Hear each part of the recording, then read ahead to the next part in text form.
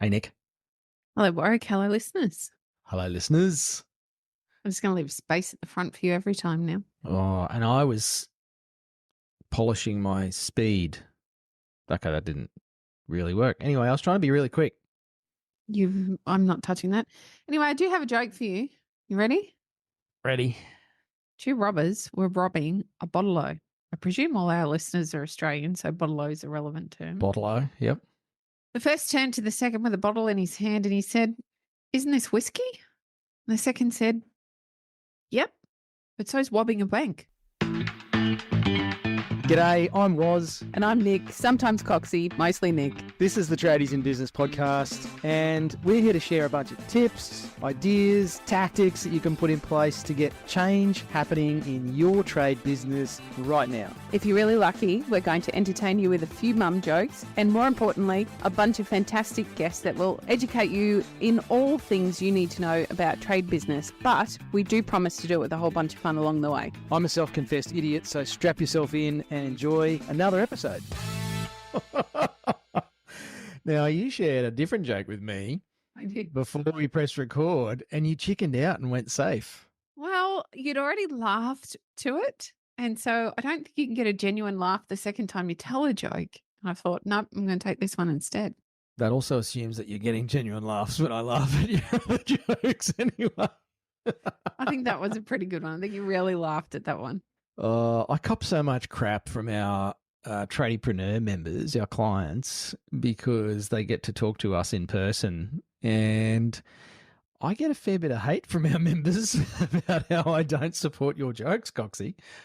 Well, you do. I think, they are very supportive of me and my attempts to joke. And they do send me a fair bit of critique too, don't you worry. I get lots of jokes delivered into my inbox so I can up my game.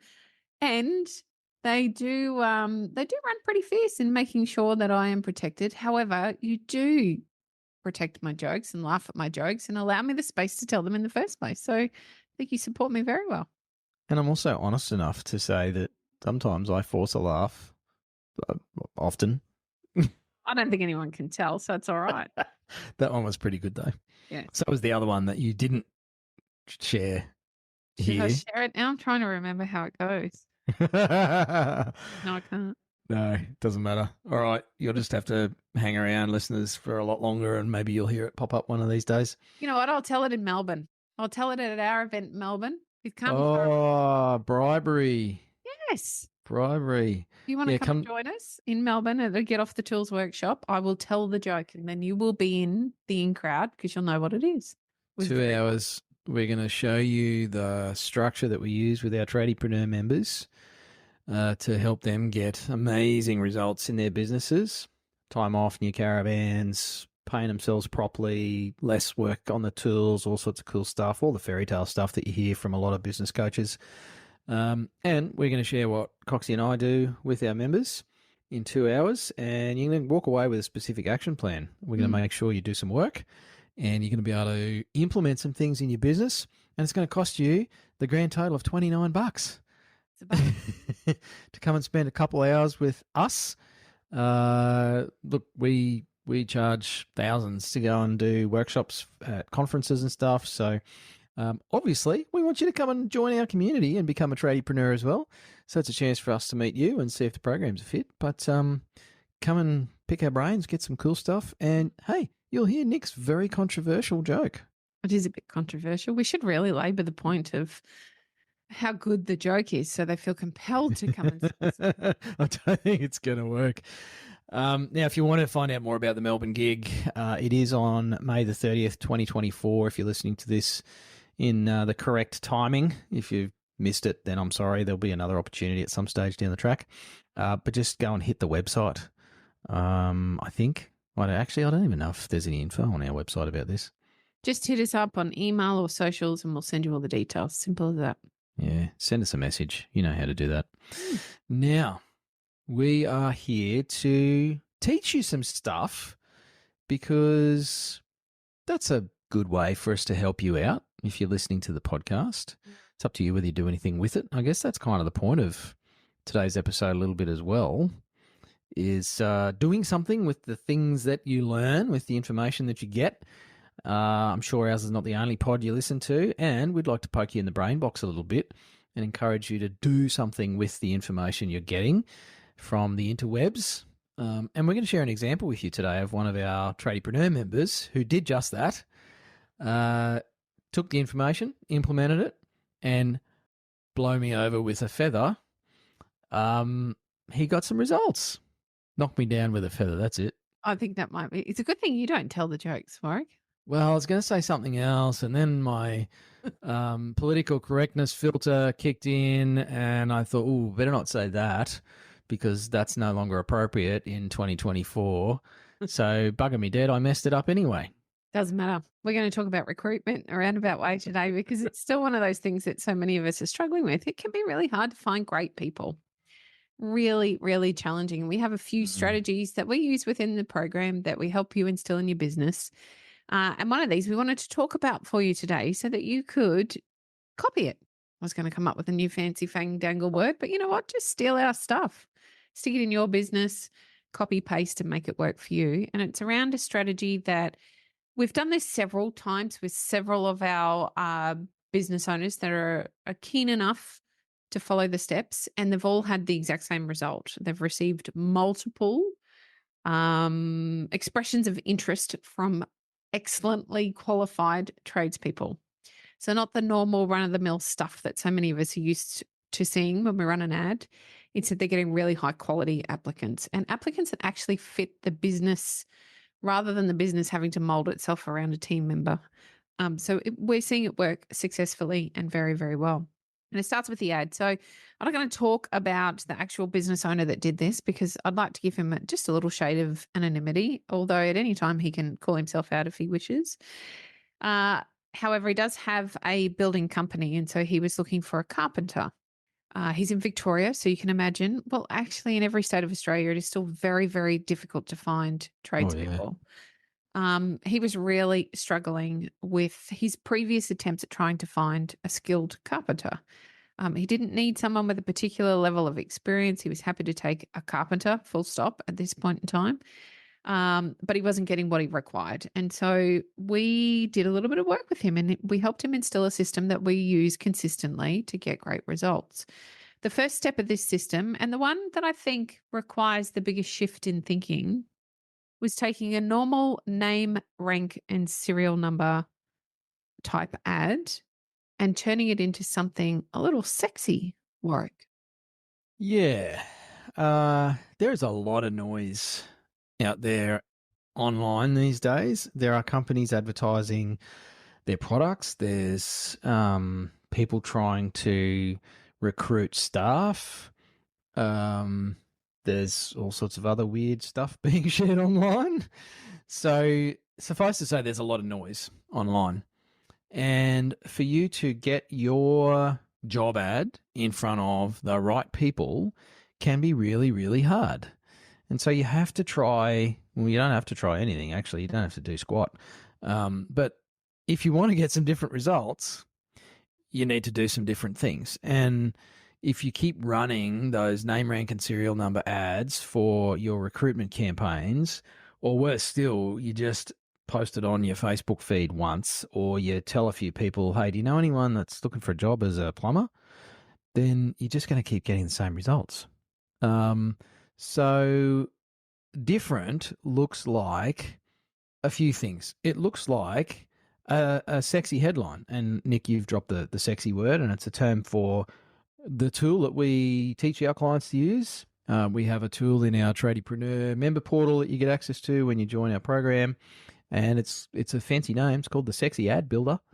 And so our mate, the carpenter in Victoria, he used our Sexy Ad Builder tool to actually create a different ad, and it starts with a catchy headline.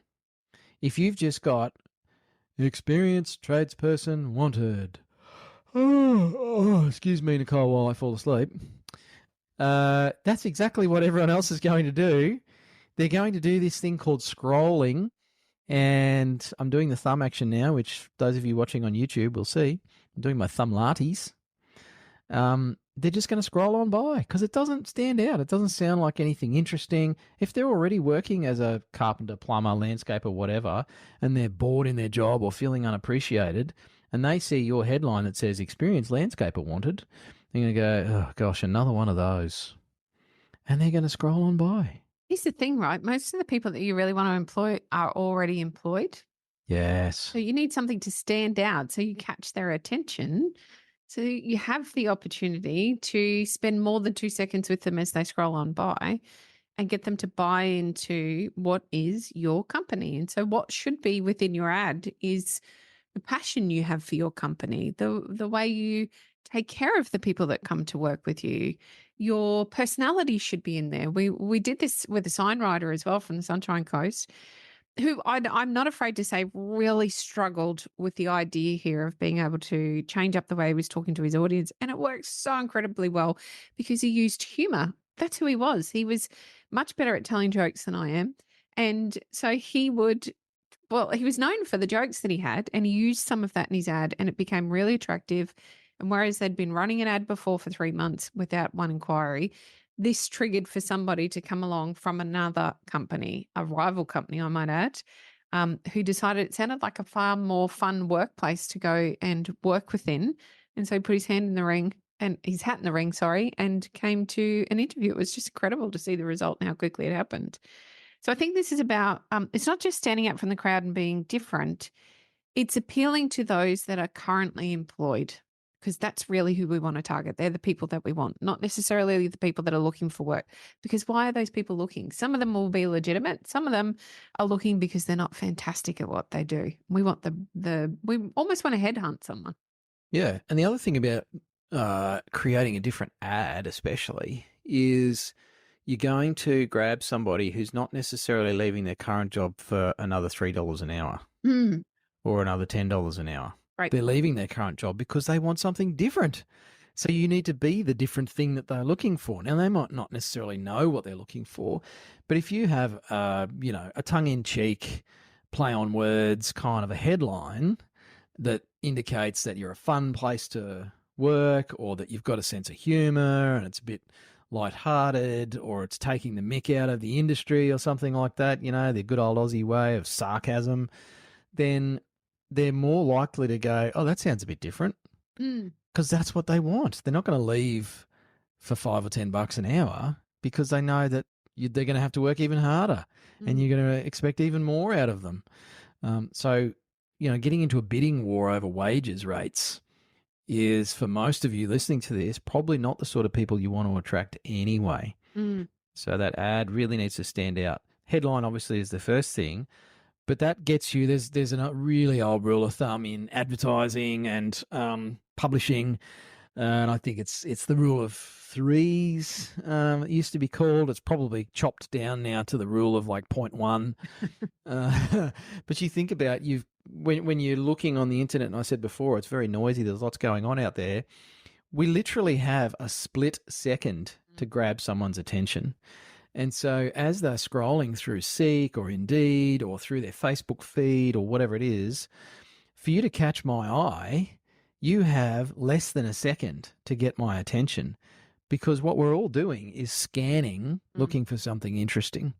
Whether I'm looking for the next Facebook group to join, a product that I haven't seen before that is relevant to my interests. For me at the moment, I'm getting smashed with ads for lithium off-grid battery setups for caravans and off-roading and everything, because that's one of my interest areas, is off-roading and caravanning. And I made the mistake of clicking on one ad, and now every other business is serving me ads for their lithium batteries, most of which I scroll past because they all look the bloody same. But the ones that stick out because they're doing something different with their advertising, I'm like, oh, maybe I'll look at that one. But you want to be that employer so that you stick out, and as someone scrolls past in Seek, they see your headline, they go, oh, maybe I'll have a little look. So you've got like 3 seconds to earn the right to have them read on for another 30 seconds. This is the old rules, and it's probably chopped down, Nick. Maybe you've got 1 second to earn the right for them to read for another 10 seconds, which gets you the right to serve them up another 60 seconds of something. And then from there, hopefully you get them to actually click and submit an application. Now, the body of the ad is just as important. It needs to be, as I said before, show some of your personality and speak to the things that would concern or entice a potential team member to come and jump into your team. So it's not about what we require from them. They know what their license requirements are for any role as a carpenter or insert other trade here. We don't want to narrow the field too much in the very first sweep. And so we don't necessarily talk about years of experience. We never, ever, ever talk about the dollar amount in the ad because, again, that's going to narrow your opportunity to talk to someone because you can't tell me if the perfect person came along, you wouldn't be prepared to pay them a little bit more than what you currently think you'd like to pay them now. I guarantee that that would be a conversation you'd be prepared to have.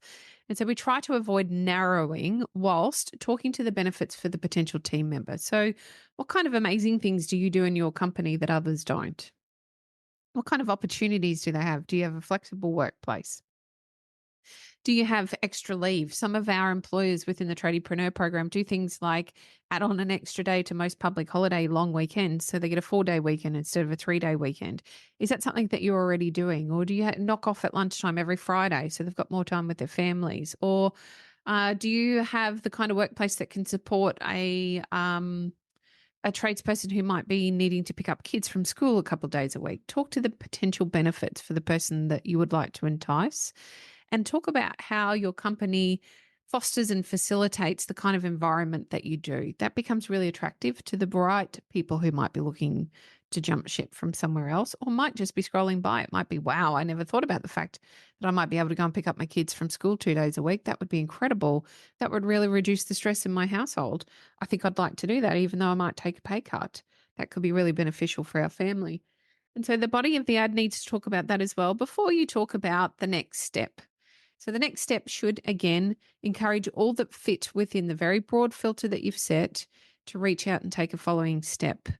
We recently had a fantastic question from one of our tradiepreneurs who was struggling to get a cover letter and a resume back from her applications. As it turned out, since then, she's gone on to have, I think, 5 came back the exact way she would like them to. And we understand that in the trade, sometimes tradies don't have a resume. So you can find other ways to ask for the information that you require. Attach a brief employment history so that you understand what employment they've had before. And include a short email that introduces you and tells me a little bit about what your ambitions are. Something like that effectively is going to take the place of a cover letter and a resume anyway. It gives you all the details that you require without a lot of the fluff that isn't necessary and corporate speak that doesn't serve the audience that you're trying to attract. And so trying to make this as easy as possible is very important for you so that you get as many through to that next stage as possible. And then there's a whole nother system that help you screen out the right kind of applicants. And then there's another system to interview the correct applicants so that you get the right choice at the end. But there's one big other part of the ad that we encourage our members to create for their ads that we haven't mentioned yet, Warwick. Oh, is this the bit that moves and Yes. makes sound? Yeah. We call it video. We do call it video. We're recording this podcast and uploading it to YouTube as video because that's what you have to do these days. If you don't have a video aspect to some key parts of your business, then you really are getting left behind. You're going to get passed over. People won't find you. They won't pay any attention to you. Just think about your own consumption habits online, whether it's social media, whether it's things like YouTube or Google or whatever, and just take 10 seconds now to think about what's the greatest amount of content you consume. Is it written? Is it stills pictures and diagrams, or is it video? And I would hazard a guess, and I would include even entertainment platforms like Netflix and all of your streaming services. I would hazard a guess that for most of you listening to this episode, it would be video. It far outweighs all of the other mediums. And yet when you post a job ad, usually it's just written. You don't put any photos. There's no diagrams. No. It's just a whole bunch of text. And no one's going to read that. They don't want to. They're too busy. It's not their forte, as Coxie was saying. You know, we're advertising for tradies. Tradies don't like reading stuff. It's half the reason many of them got into the trades in the first place. And even if they do like to read stuff, they don't like reading job ads. They like reading the form guide in the newspaper or something. So video is really, really key. It doesn't mean you have to go and spend $3,000 and do some professionally produced TV quality recruitment ad. In fact, it's quite the opposite. And again, this is where our tradiepreneurs have proved that this works. It's not just us saying it. Those who have, I'm just going to say it, Nick, those of our members who have pulled their finger out, I'll say it more nicely than I was going to, and taken our guidance on board and gone and given it a try, because what's the worst that could happen? You do a video in your recruitment campaign and it doesn't work. Big deal. So they've given it a shot and holy crap, it worked. People actually commented and said, you know what? I replied to your ad because of your video. It stood out for me. Or that was really cool. We even use it here at TIB. The last time we recruited, our most loyal, longest serving, wonderful employee, part of our team, responded to our ad with a video in it, and it was a big part of why she applied. So, and it's such a simple thing that you can do on an iPhone or a Samsung or whatever you use. Hold up the camera, take some footage, and Coxie is going to come in here and tell you how not to be boring and uninteresting and make a complete hash of it. But just do a video with your recruitment campaign. Yeah, I think it's important to note that you don't have to be face to camera if that's not your bag. No, Really don't probably have to don't do do that. If you really don't like getting in front of the camera, don't do it. But it doesn't mean that you still can't talk behind the camera as you give an example of the kind of cool work that you do. Or perhaps you could talk about the amazing places that you service. Like we have lots of clients that live on the coastline and they're trying to attract new team members. Holy wow, I'd move if it meant I got to live near the beach and continue the career that I'm on a career pathway with. So why not talk to some of those opportunities that are external to your company simply because it becomes super attractive? So we've got a fantastic client in Melbourne who we're encouraging to share some of his own hobbies because he has a secondary business. One of his hobbies is super, super cool. He posts videos all the time of this, it's like a recreational sport that he enjoys. And they're the coolest videos. I get stuck on a spiral and watch them for a very, very long time. And if he were to share a bit of a snippet of that into the video that he made for his recruitment, I guarantee it would change the caliber of applications he would be receiving. You can do the same for your business. Doesn't matter where you live, what you do, somebody's going to be attracted to that. So share it with them. If you're really brave, get face to camera like our builder in Victoria did. He wasn't comfortable and he did it anyway. We had to do it. And we helped him with, how many takes did he do? I was pretty sure it was only 2, maybe 3 in the end. He did a pretty good job the first time around. Like all of us, he was nervous in front of the camera. And so when we're nervous, we tend to lose our personalities. But by the second or third take, the one that he used for his job ad that got him the amazing results we were talking about earlier, he'd loosened up a bit. It was like, oh, this isn't so hard. So much so he's gone on to record a video for us to put in our community to share with the community just how easy it was and to pull your finger out and give it a go. So you don't have to be face to camera if you can. I think it's a great way to attract your people. Your vibe attracts your tribe. As stupid as that sounds, it is actually true and it does work. Just like Warwick shared, we get comments all the time about our recruitment ads and videos that we do, specifically because they can feel our energy across the screen when we're talking.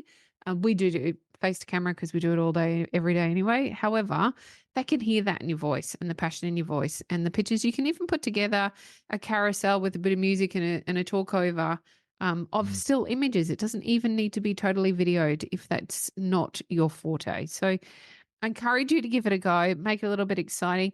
Give it to the apprentice on site. If you've already got some of your team, give it to your apprentice and let him do a mini day in the life of, so that he can show some of the fun stuff or the cool stuff or the funny stuff or the exciting stuff that you guys do.